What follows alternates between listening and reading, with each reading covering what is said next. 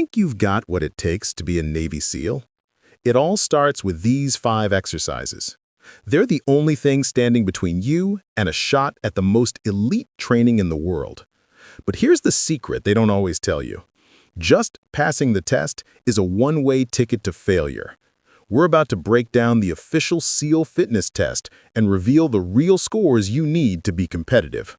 The numbers you're about to hear separate the tourists from the future frogman. Introduction. Welcome to the front door of Naval Special Warfare.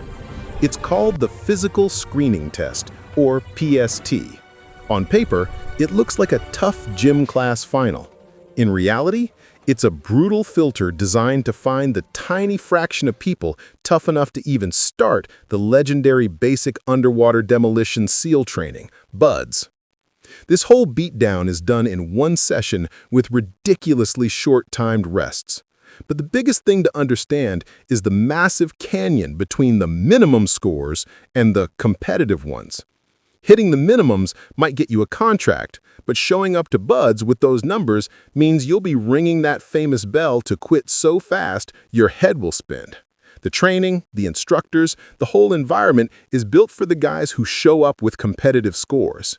So today, we're focusing on those numbers, the ones that actually predict you might survive. The 500-yard swim. The PST kicks off where SEALs live, the water. First up is a 500-yard swim. This isn't a race to see who can splash around the fastest. The rules are strict. You can only use the breaststroke or the combat side stroke. No freestyle, no doggy paddling your way to glory. Your hands have to stay underwater for most of the stroke.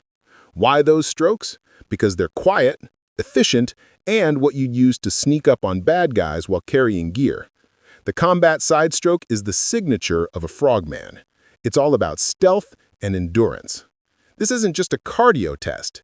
It's to see if you can handle being in the water without panicking, because the ocean is about to become your least favorite classroom at BUDS.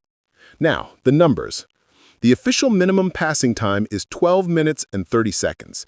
Let me translate that for you. If you finish in 12:29, you are already way behind schedule. A competitive time, the score that says you might actually have a shot, is under 9 minutes and 30 seconds. The top guys, especially officer candidates, are swimming at under 9 minutes flat. To hit that, you can't just be strong, you have to be smooth. Every wasted motion is a lost second. After you crawl out of the pool, you get a glorious 10-minute rest. Use every single second, because the real pain is just getting started.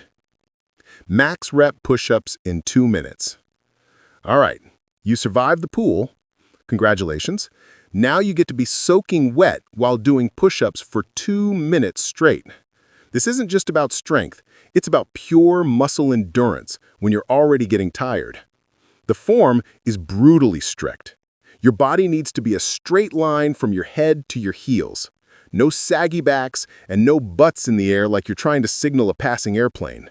Your chest has to go low enough for your elbows to break 90 degrees, then all the way back up. You can only rest in the up position. Drop to your knees, and you're done. The minimum is 50 push-ups. For a normal person, that's pretty good. For a SEAL candidate, it's basically the bottom of the barrel. The competitive standard starts at 80. The guys who are serious are cranking out 100 or more in 2 minutes. Think about that. To hit 100 reps, you're doing nearly one perfect push-up every second for 120 seconds. Your muscles will be on fire, but pushing through that is exactly what they're looking for. After 2 minutes, you get a quick 2-minute break. Enjoy it. Max rep sit-ups in 2 minutes. Just when you think your arms are going to fall off, it's time for sit-ups for 2 more minutes. A strong core is the foundation for an operator, and right now, your core is about to be the foundation for a whole lot of pain. The standards are just as tight. You're on your back, knees bent, with a partner holding your feet. Arms are folded across your chest, and they better stay there. On the way up, your elbows have to touch your thighs. On the way down, your shoulder blades have to hit the deck. No bouncing off the floor, no using momentum. The minimum is 50 reps. And, you guessed it, that's not nearly enough.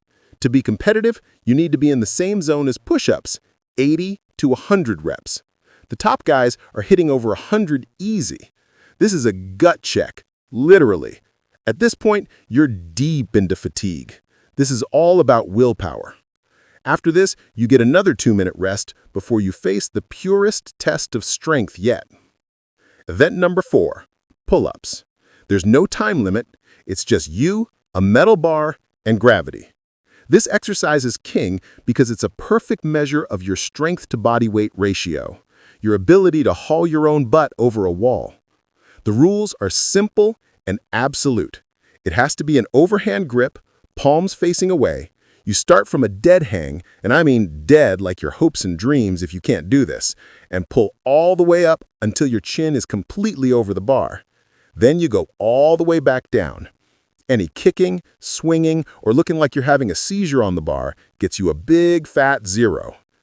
The minimum is 10 pull-ups. Showing up with a max of 10 is a massive red flag. The competitive standard is 15 to 20 reps. The absolute studs, the guys who crush buds, are banging out 20 to 25 perfect pull-ups. After this, you get your last rest, 10 whole minutes to get your soul ready for the grand finale. And for the final event, after your body has been systematically taken apart, you get to run 1.5 miles as fast as you can.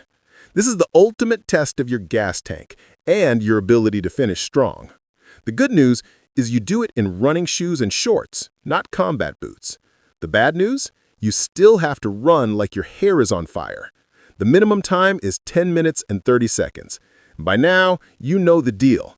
The minimum is a joke. A competitive time is anything under 9 minutes and 30 seconds. Breaking 9:30 means you're running a 620-mile pace after the swim and all those bodyweight exercises. The best candidates are aiming for a 9-minute flat run, which is a blistering 6-minute mile pace. This run shows if you have the engine to move your gear and yourself out of a hot zone when you are completely exhausted. Crossing that finish line means the test is over. The scorecard and the so what. So let's lay it all out.